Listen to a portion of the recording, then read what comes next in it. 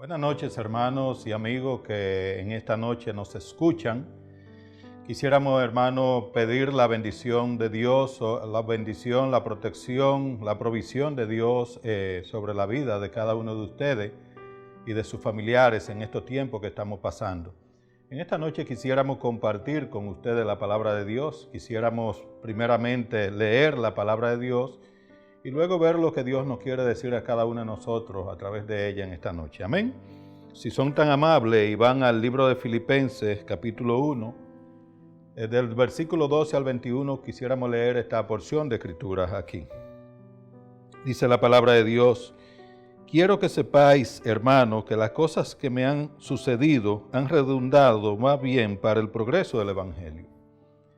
De tal manera que mis prisiones se han hecho patentes en Cristo en todo el pretorio y a todos los demás.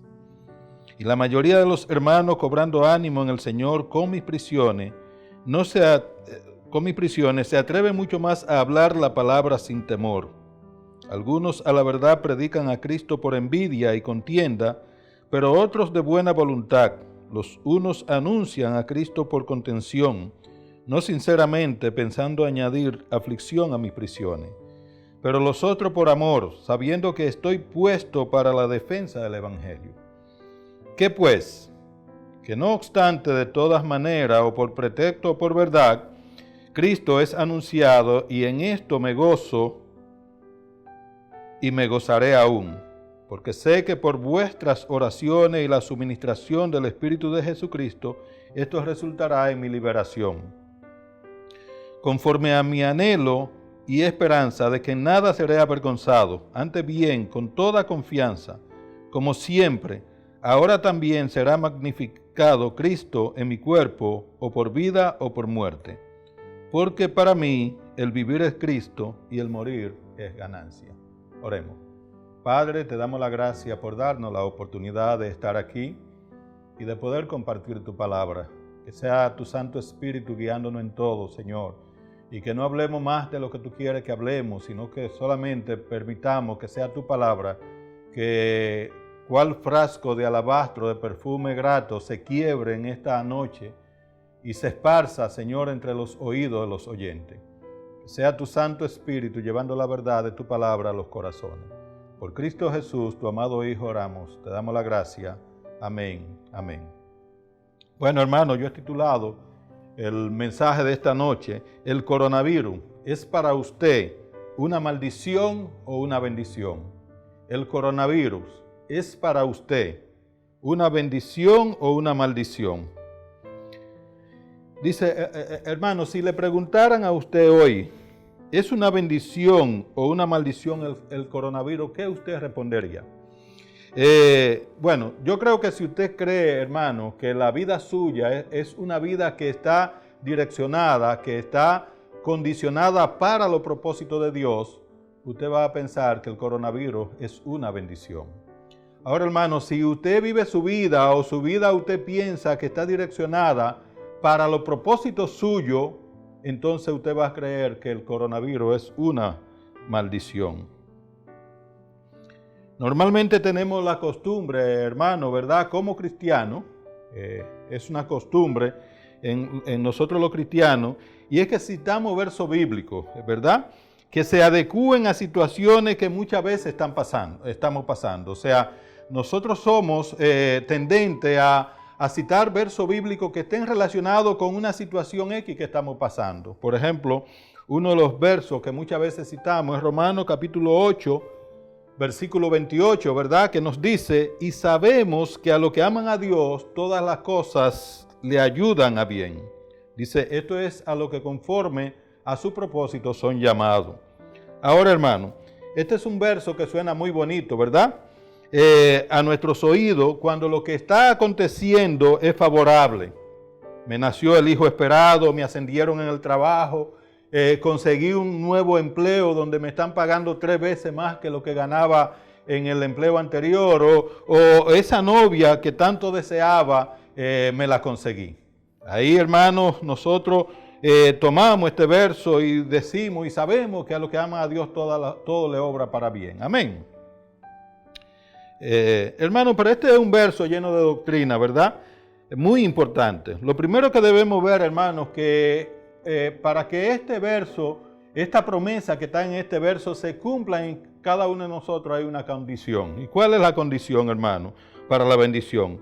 La condición es que usted ame a Dios. Usted verá que al comenzar el verso dice, y sabemos que a los que aman a Dios, ¿verdad? Vea que no dice no dice el verso y a lo que Dios ama, sino a los que aman a Dios. Entonces lo primero que me debo preguntar, la primera pregunta que debe venir a mi mente, a mi corazón es, ¿amo en verdad, amo en realidad a Dios? Hermano, la pregunta sería, ¿realmente usted ama a Dios? Porque toda esta promesa, todas estas bendiciones vienen condicionadas a esto, toda esta bendición, hermano. Ahora, hermano, el gran mandamiento de Dios para cada uno de nosotros individualmente, hermano, y yo diría que es si podríamos utilizar esta expresión, es el padre de todos los mandamientos. Lo encontramos en Mateo capítulo 22, versículo 37. Allí nos dice la palabra de Dios, Jesús le dijo, amarás al Señor tu Dios. ¿Cómo lo amarás? Con todo tu corazón, con toda tu alma y con toda tu mente. Entonces, hermano, tengo que examinar mi corazón muy concienzudamente y ver si realmente amo a Dios. Puede ser, hermano, y yo creo que aquí en esta tierra ninguno hayamos llegado a ese punto de exigencia, hermano, en el cual amemos a Dios, como dice aquí, con todo nuestro corazón, con toda nuestra alma y con toda nuestra mente, ¿verdad? Pero debe haber en mi interior y en el interior de cada cristiano, escúcheme bien, tiene que haber un deseo ardiente, una búsqueda insaciable e incansable de Dios que nos lleve cada día a querer profundizar en ese amor hacia Él. Debe ser algo, es como decía por ejemplo el salmista cuando hablaba de Dios, que él decía como el siervo brama por la corriente de las aguas, así clama por ti, oh Dios, el alma mía. Tiene que haber una sed de Dios en nuestros corazones. Ahora escuche con atención. Todas las cosas que me acontecen me ayudarán a bien. Y aquí hay que notar, hermano, que dice todas las cosas. No dice todas las cosas que me son agradables como las que ya mencionamos, sino que nos dice todas las cosas le ayudan a bien. Sean consideradas buenas o sean consideradas malas, todas me ayudan a bien. Ahora, hermano, veamos el por qué las cosas, cualquiera que sean, nos ayudan a bien.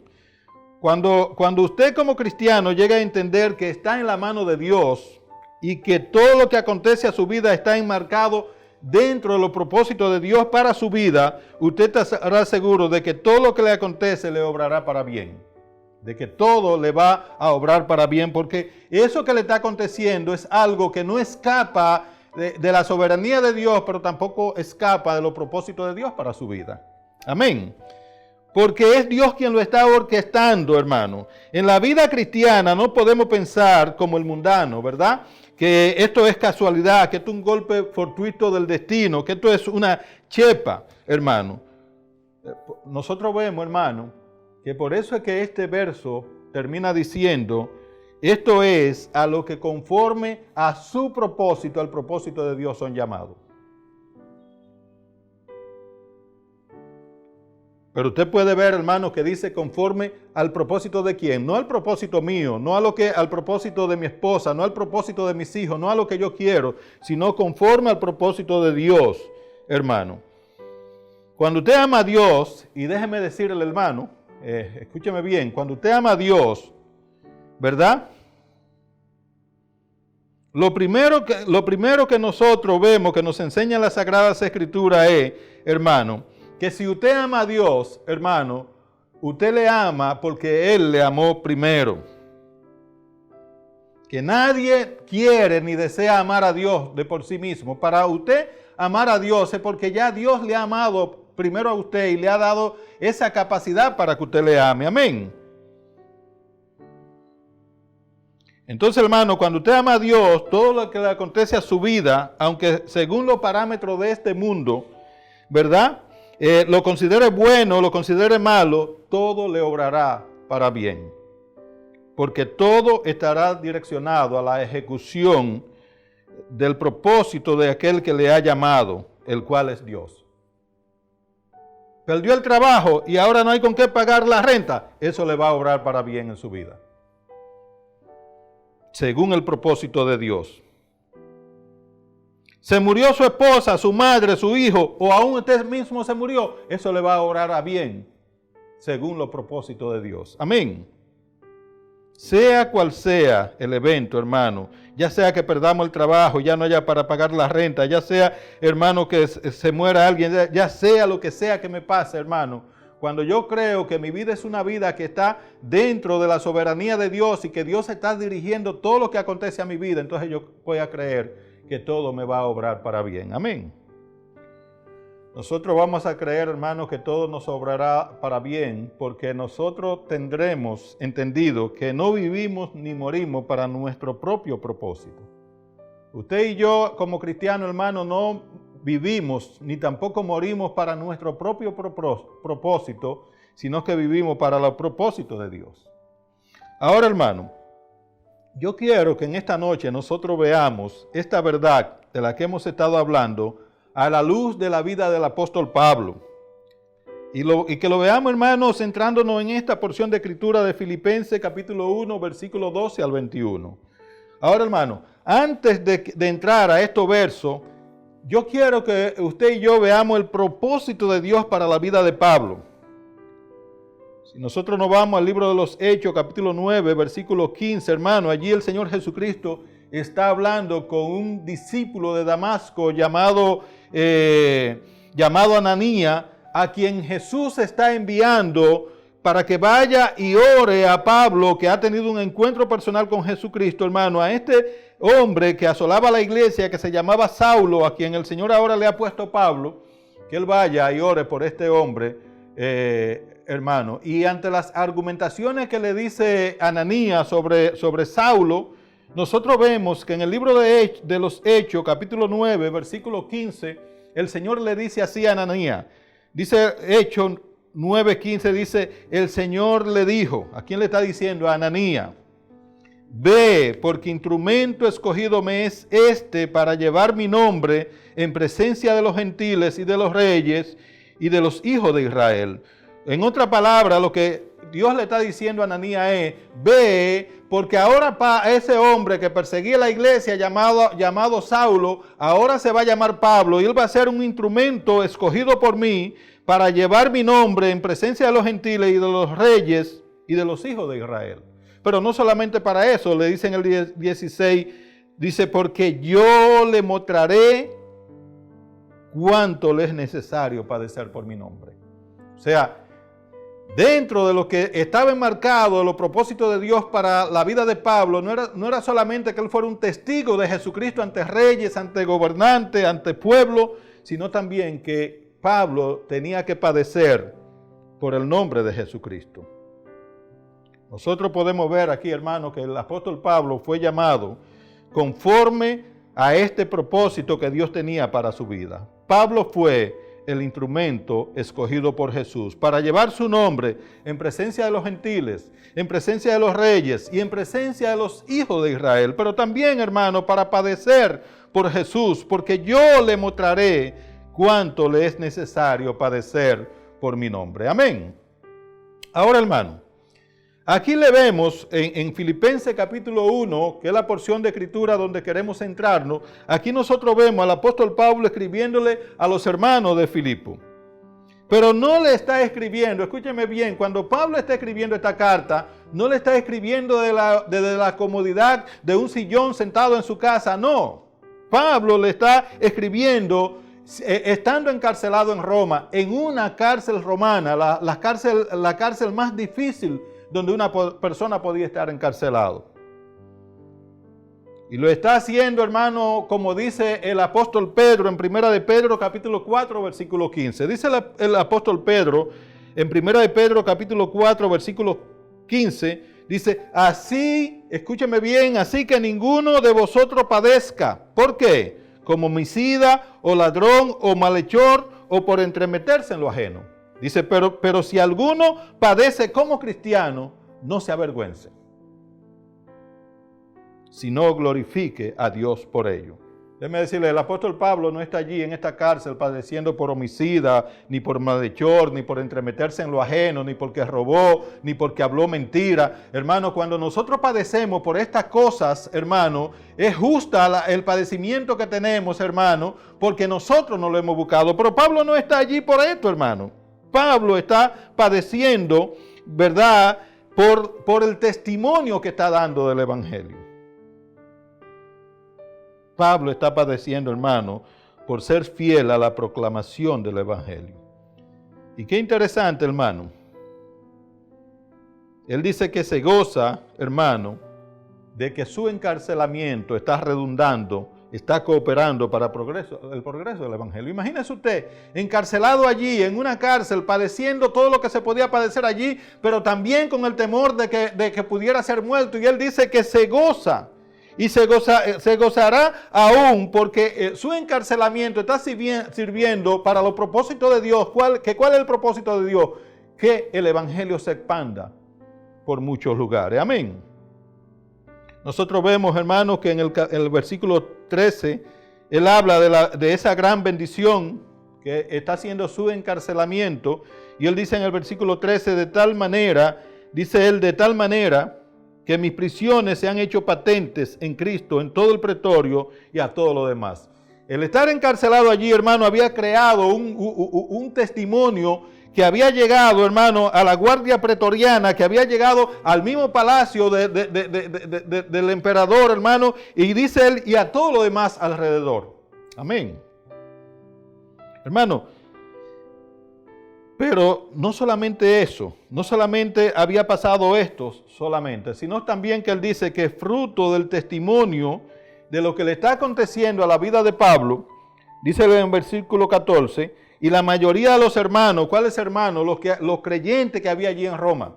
Dice, y la mayoría de los hermanos cobrando ánimo en el Señor con mis prisiones. El ver a Pablo encarcelado, padeciendo por causa del Evangelio, había creado en estos hermanos un espíritu de valor, un espíritu de ánimo, hermano. Y dice que ellos ahora, hermano, se atrevían mucho más a hablar la palabra del Señor sin temor. Esto le había dado un espíritu de valentía. Penosamente, dice el versículo 15, algunos la verdad predican a Cristo por envidia y contienda, dice el pero otro de buena voluntad. Habían dos grupos allí, hermano. Unos que predicaban a Cristo más que por otra cosa, no por cumplir el mandato del Señor, hermano, sino que predicaban a Cristo por envidia y por contienda. Pero él dice, pero hay otro grupo que lo hacen de buena voluntad. Los creyentes, hermanos, allí en Roma, al ver el testimonio de la vida y encarcelamiento de Pablo, hermanos, cobraron ánimo y se habían atrevido a hablar la palabra sin temor, pero como decía, algunos lo hacían no con buenas intenciones, hermanos, sino que predicaban a Cristo por envidia y contienda.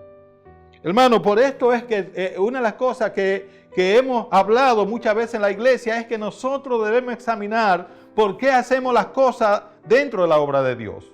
Hermano, porque nosotros no debemos hacer las cosas, como dice aquí, por envidia o por contienda, hermano. No es para contender, no es para envidiar lo que está haciendo otro, hermano, sino que lo que hacemos lo debemos hacer para la honra y la gloria de Dios. Amén, hermano. Ahora, hermano, nosotros vemos que en torno a este mismo tema, el apóstol Pablo le escribe a estos hermanos más adelante, a los mismos hermanos de Filipo, hermano, para que no cayeran en la misma situación que estaban cayendo estos de Roma. Pablo le escribe a los hermanos de Filipo, hermano, y yo creo que es un consejo que usted y yo debemos tomar muy en serio. Que debemos, hermano, examinar, que debemos evaluar por qué estoy haciendo lo que estoy haciendo para Dios. Porque más que una bendición, lo que yo hago para Dios puede ser una maldición si lo hago en la forma incorrecta. En Filipenses capítulo 2, versículo 3, él le escribe a los hermanos de Filipo y le aconseja, le dice, miren, nada hagan por contienda o por vanagloria. No hagan la cosa por un espíritu de contención, ni por un espíritu de vanagloria, hermano, porque todo lo que hacemos tiene que ser para la gloria del Señor Jesucristo. Amén. No es para nuestra gloria. Penosamente, hermano, muchos predicamos hoy buscando gloria, buscando prestigio, buscando reconocimiento, hermano. Pero nosotros debemos decir como Juan el Bautista, es necesario que Él crezca y que yo mengüe. Entonces tenemos aquí el consejo, hermano, a los hermanos de Filipo. Nada hagan por contienda o por vanagloria. ¿Cómo lo deben hacer? Antes bien con humildad. Dice, estimando cada uno a los demás como superiores a él mismo.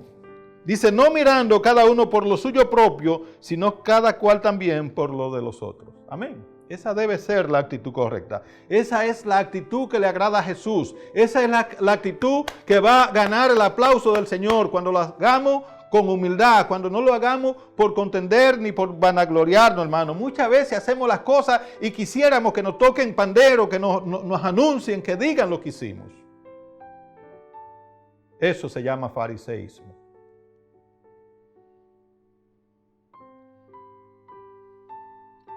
Puede ser, mi hermano, mi amigo, que la razón por la que usted está haciendo lo que está haciendo para Dios no sea la manera correcta. Y si no es la manera correcta, entonces no será del agrado de Dios, ni tampoco será acepto a Él. Ahora, hermano, sigue diciéndonos el apóstol Pablo, hermano, que entre las cosas que está padeciendo es que los unos anuncian a Cristo por contención, hermano, no sinceramente, pensando añadir más aflicciones a sus prisiones a las que ya él tenía. Había creyentes en Roma, hermano, anunciando a Cristo no tanto por el amor a la obra, sino por entrar en contenciones y por buscar cargar más peso de aflicción a la vida de Pablo, de la que ya tenía por causa de sus prisiones. Hermano, pero qué bueno que nos dice la palabra de Dios, hermano, que habían otros creyentes que lo hacían por amor. Así es que debemos hacer las cosas, hermano, por amor al Señor, porque Él nos ha mandado, porque Él nos ha pedido que vayamos y llevemos el mensaje, porque Él nos ha pedido, nosotros somos hechura suya, creado en Cristo Jesús para buenas obras. Para eso estamos, hermano, y debemos hacerla por amor. Esta es la forma como debemos hacerla. Dice el versículo 17 de esta porción de escritura, dice, pero los otros por amor. Dice, sabiendo que estoy puesto para la defensa del Evangelio. Pero hermanos, qué interesante lo que dice Pablo. Pablo no dejaba que su corazón se cargara de amargura contra estos hermanos que solo buscaban crearle más mal. Normalmente, hermanos, nosotros tendemos a que cuando alguien nos ofende o cuando alguien hace algo que no nos gusta o cuando alguien nos traiciona, hermano, nos llenamos de amargura. Pero esta no fue la actitud ni fue el pensamiento de Pablo, aún sabiendo que esta persona lo que querían era cargarle más carga encima, que predicaban a Cristo por contienda, hermano.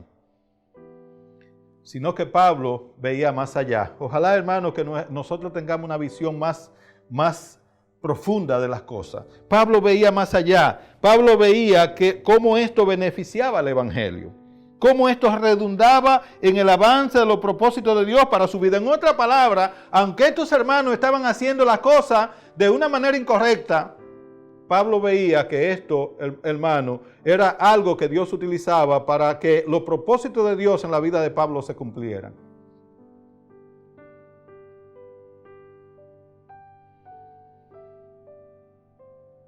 ¿Qué hacía Pablo ante la situación con estos hermanos?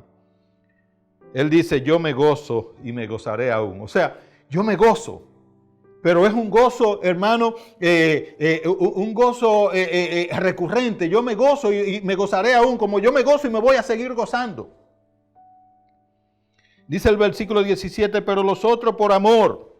Allí están los otros, hermano. El otro grupo. Dice, pero los otros por amor, sabiendo que estoy puesto para la defensa del Evangelio. Y él dice, ¿qué pues? Que no obstante, de toda manera, o por pretexto o por verdad, Cristo es anunciado. Y por eso era que Pablo se gozaba, y él dice, y en esto me gozo y me gozaré aún. Hermano, usted y yo debemos esforzarnos. En estos tiempos, en esta situación, hermanos, ¿qué es lo que debemos hacer? Esforzarnos, debemos llegar al sacrificio si es necesario para el avance del Evangelio. El propósito de Jesús en la vida suya cuando le salvó, hermano, es que usted ayude al avance del Evangelio en esta tierra. Es que usted sea un instrumento utilizado por Dios. Déjeme decirle, usted y yo no debemos vivir para nuestro propósito. Nosotros debemos vivir para los propósitos del Señor. Amén. Ahora, hermano, cuando nosotros seguimos avanzando, ¿verdad? En esta reflexión de esta porción, hermano, uno puede ver cómo influye en un cristiano cuando usted puede entender que vive para los propósitos de Dios y no para los propósitos suyos. Mire, hermano, de qué manera el Pablo entender que estaba en la mano de Dios y que ahora su vida estaba direccionada a los propósitos de Dios, cómo esto influyó en la vida de Pablo.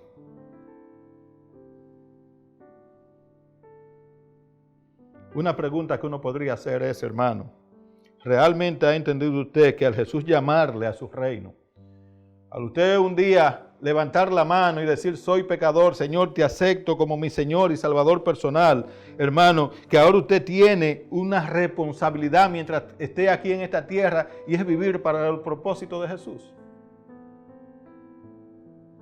No para los propósitos suyos. A veces, hermano, nosotros creemos que Jesús tiene que vivir para nuestro propósito. Señor, voy a montar este negocio, prospéralo, que crezca. Señor, mira a mi familia, que mis hijos, Señor, yo quiero mandarlo a la mejor universidad, que se hagan ingenieros, que se hagan doctores, que se hagan profesionales, que consigan la mujer más rica. Hermano, nosotros cogemos, y es como si todas las cosas que nosotros tenemos o lo que queremos hacer lo boquejamos desde la óptica de nuestro propósito y que Jesucristo tiene que cumplir esos propósitos. Nunca vemos, hermano, que Dios me dio hijos, me dio familia, me dio esposa para que ellos estén direccionados a los propósitos de Dios. Yo le preguntaría a usted, hermano, ¿cuántas veces se ha postrado usted y ha orado? Y en vez de querer que sus hijos tengan una gran profesión, que sus hijos tengan un hogar rico y una esposa rica y mucho dinero, o que tengan cierta condición, hermano, ¿cuántas veces usted ha orado y usted ha dicho, Señor, yo quiero que mis hijos sean conforme al propósito tuyo, haz que puedan ser siervos tuyos que te sirvan, que sean pastores, que sean evangelistas, que sean misioneros, que sean personas que lleven la palabra de Dios? ¿Cuándo lo ha hecho usted, hermano?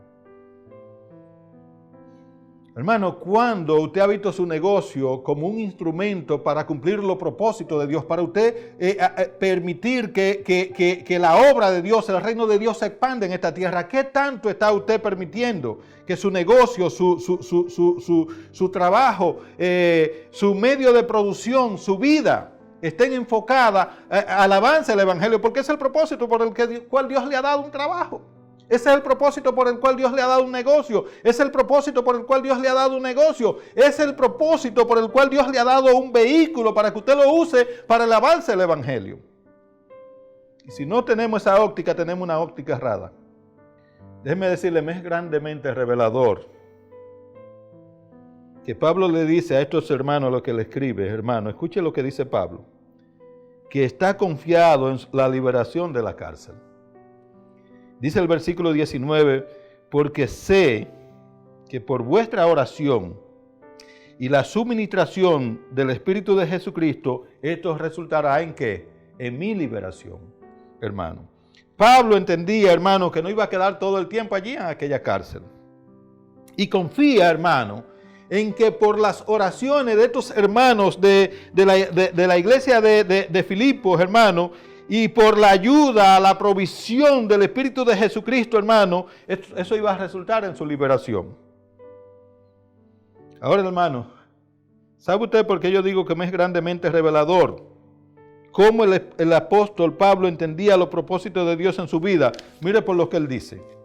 Dice en el versículo 20, dice mi liberación, ¿verdad? Conforme a mi anhelo y esperanza de que nada seré avergonzado, en nada seré avergonzado. Antes bien, con toda confianza, como siempre ahora, también será magnificado Cristo en mi cuerpo, o por vida o por muerte.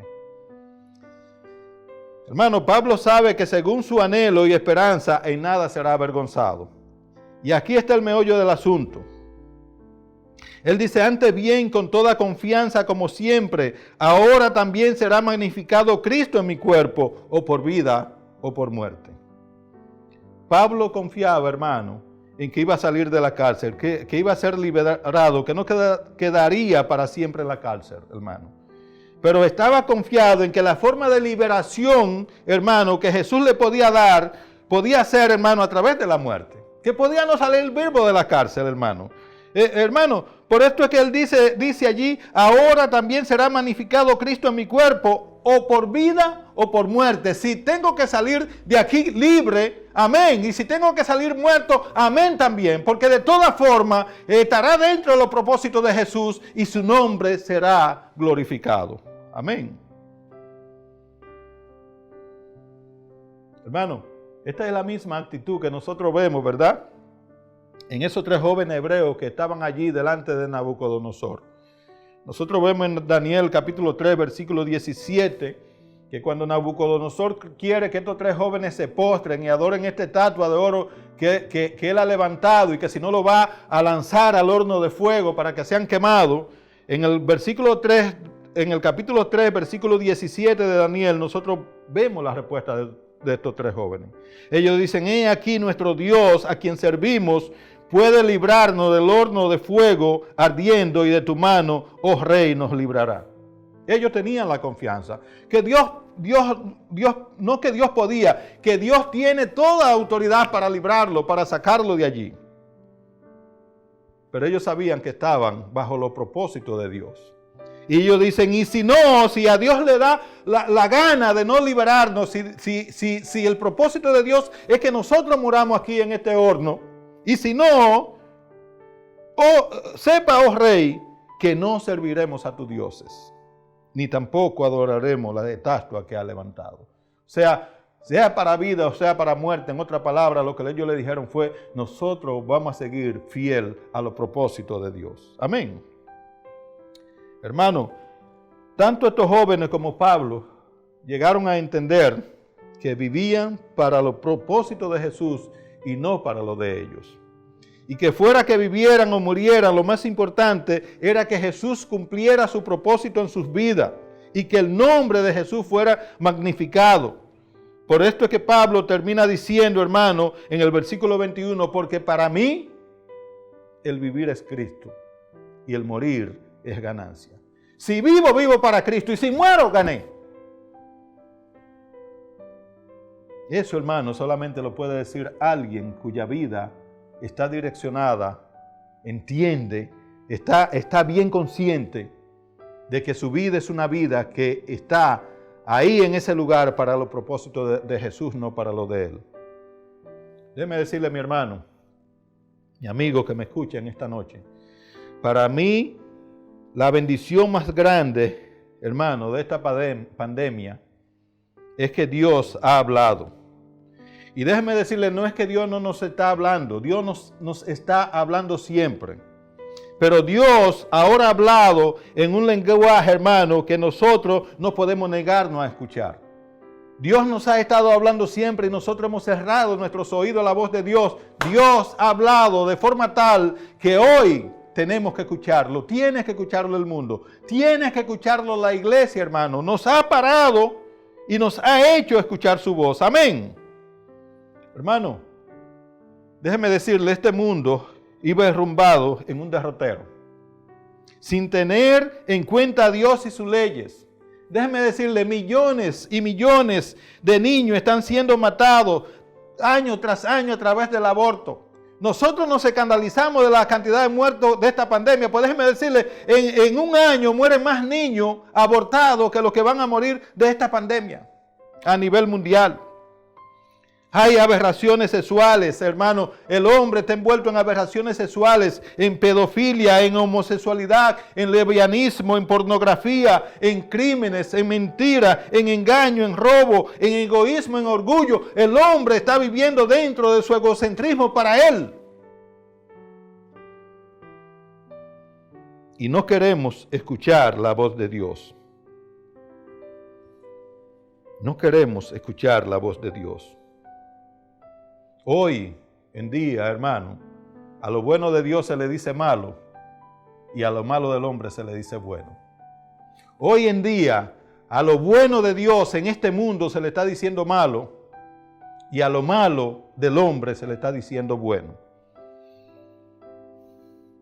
Pero ¿y qué de la iglesia, hermano? ¿Y qué cuando nosotros hablamos del pueblo de Dios en estos días? ¿Qué nosotros podemos decir, hermano, de la iglesia? ¿Qué de los cristianos? ¿Qué de usted y de mí? ¿Cómo estamos viviendo usted y yo?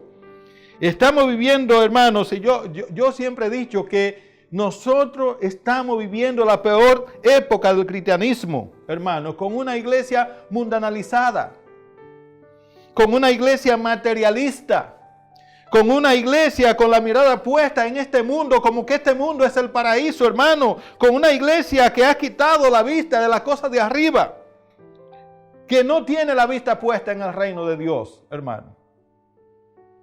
Una iglesia plagada de pecado y de inmoralidad también, Señor, hermano. Una iglesia infestada, que pulula por donde quiera de falsos apóstoles, de falsos profetas, de falsos pastores, de hombres y mujeres que lo que hacen es mercadería del evangelio. Hijo del diablo vestido como ángel de luz. Hombres y mujeres cuyo Dios es su vientre, hermano, que se visten de ángel de luz, pero son ángeles de tiniebla. Tenemos hoy en día una iglesia, hermano, que hay que decirle, como dijo Pablo, a la iglesia de Corintio. En 1 Corintios capítulo 5, ¿verdad? Versículo 1, Pablo le dijo a la iglesia de Corintios: de cierto se oye que hay entre vosotros fornicación, y tal fornicación cual ni aún se nombra entre los gentiles. Déjeme decirles, dentro del pueblo de Dios están ocurriendo pecados y depravaciones y cosas que son escandalosas aún entre los gentiles. Hermano, los pecados que hoy hay en el pueblo de Dios, hermano, ni siquiera muchas veces entre los gentiles se nombran. Bueno, y usted puede decir, bueno, pero eso no está pasando en mí. O sea, puede ser que hayan personas que tengan esa condición, pero yo no. Puede ser que usted pueda decir eso, hermano. Hermano, y creo que puede ser la verdad, hermano. Pero, hermano, cuando nosotros vemos lo que está pasando dentro de las iglesias y no hacemos nada, cuando nos hacemos insensibles al pecado alrededor nuestro, hermano, mire, cuando estamos envanecidos con las cosas que están pasando en medio de las iglesias, hermano, nosotros somos tan pecaminosos y tan pecadores igual que el que lo está cometiendo. Nosotros estaríamos igual que los hermanos de la iglesia de Corintios. Pablo le dice en el próximo versículo 2 del capítulo 5 de 1 Corintios, él dice: y ustedes están envanecidos. Eso es lo que Pablo le dice a la iglesia. Y ustedes están envanecidos. ¿No deberíais más bien haberlo lamentado para que fuese quitado de medio de vosotros el que cometió tal acción? Hermano, nosotros muchas veces estamos en iglesia donde sabemos que el pastor está en adulterio, que el pastor está robando, que el pastor está engañando, que el pastor está torciendo la palabra de Dios, y nosotros seguimos allí. Nosotros nos hacemos partícipes de la vagabundería. ¿Sabe usted por qué esos vagabundos que hoy se suben al púlpito existen? Porque hay personas que lo secundan. Porque hay una congregación de gente tan pecaminosa como el que le está predicando. Hermano, esta pandemia ha traído mucho dolor, mucho sufrimiento, mucha muerte a muchos hogares, a muchas familias. Es la verdad. Y déjeme decirle, va a traer más muerte por el hambre que vendrá detrás de ella sobre la tierra después de esto. Pero déjeme decirle, este es un mensaje, esta pandemia es un mensaje, escúcheme bien, esta pandemia es un mensaje de amor de Dios para el mundo, pero también para la iglesia. Para que hagamos un alto, para que nos detengamos y reflexionemos y nos volvamos a Dios, para que nos paremos del desenfreno en que íbamos. Hermanos, déjeme decirle, hay expresiones en la Biblia que digo que son terribles. Porque detrás de ella vienen juicios, hermano. Por ejemplo, a mí no me gustan los ay en la Biblia. Siempre que usted escuche un ay en la Biblia, espere que lo que viene detrás no es muy agradable, hermano. Pero déjeme decirle, hay una palabra que yo creo que es terrible en la Biblia. que tal vez nosotros le hemos leído y no le damos el sentido, la entonación, la fuerza que tiene. Esa palabra, hermano, nosotros la encontramos en el mismo libro de Romanos, capítulo 1, ¿verdad? La primera de esa palabra la encontramos en Romanos 1:24, donde dice, por lo cual también Dios los entregó. Escucha esa palabra, por lo cual también Dios los entregó a la inmundicia, a la concupiscencia de sus corazones, de modo que deshonraron entre sí su propio cuerpo. La segunda vez, hermano, la encontramos en Romanos capítulo 1, versículo 26. Dice en Romanos 1:26, dice, por esto Dios los entregó a pasiones vergonzosas, pues aún sus mujeres cambiaron el uso natural por el que es contra naturaleza. Esta palabra, hermano, Dios lo entregó, lo que significa es que cuando una persona o un pueblo o una nación persiste en hacer lo que Dios le ha prohibido hacer, hermano, esos parámetros o ese vallado que Dios ha puesto para contener al hombre, para impedir que el hombre se corrompa sobremanera en su pecado, hermano, por la dureza del hombre llega un momento en que Dios le quita todo impedimento y le da la libertad, lo entrega para que caiga en la peor degeneración humana, donde se comporte peor que la bestia, peor que los animales. Es como si el Señor le dijera, tú no lo quieres entender, entonces ve, tiene toda la libertad. Yo te doy toda la libertad para que te corrompa. Déjeme decirle, hermano, que esto es lo más penoso que puede pasar a la humanidad. Y yo doy gracias a Dios, hermano, porque Dios aún mantiene esos parámetros y utiliza medios para hablarnos y que le escuchemos, hermano, como es esta pandemia de muerte por enfermedad y muerte por hambre que vendrá detrás de ella. Dios quiere, hermano, que tanto el mundo como la iglesia escuchemos el mensaje de amor de Dios para nosotros. Mundo, escucha el mensaje de amor de Dios para ti. Iglesia, escucha el mensaje de Dios para ti y vuélvete a Dios. Amén. Porque si no, déjeme decirle, Dios nos va a hablar con una voz más atronadora. El mensaje de Dios va a ser más radical, más fuerte. Dios va a cumplir su propósito, lo que quiere hacer por amor. Pero si usted no quiere, entonces lo va a cumplir por dolor. Pero de todas formas, los propósitos de Dios se cumplirán. Hermanos, que Dios nos dé entendimiento. Mi oración es que Dios alumbre los ojos de nuestro entendimiento y que Dios nos haga entender, que nosotros podamos, hermanos, que nos dé unos oídos sensibles y abiertos para escuchar la voz de Dios a través de esta situación y que podamos volvernos a Dios, hermanos, que podamos volver a los linderos antiguos, que podamos volver a los caminos del Señor. Que Dios nos bendiga. Padre, te damos la gracia. Te damos gracias por todo. Te damos gracias, Padre. Yo te doy gracias por todo lo que está aconteciendo. Es doloroso, es fuerte. Pero, Padre, gracias porque tú has hecho que el hombre reflexione, que el hombre piense. Padre, aviva tu obra en medio de estos tiempos. En medio de estos tiempos, hazla conocer, Señor. Mueve los cimientos del mundo, mueve los cimientos de la iglesia, vuelve el corazón del hombre a ti, Señor. Y en medio, Señor, de tu justicia divina, de tu ira, te pedimos que tenga misericordia de nosotros, que tú muestres tu misericordia, que tú permita, Padre, que la misericordia venza sobre el juicio. Por Cristo Jesús, tu amado Hijo, oramos. Te damos la gracia. Amén. Amén. Que Dios nos bendiga.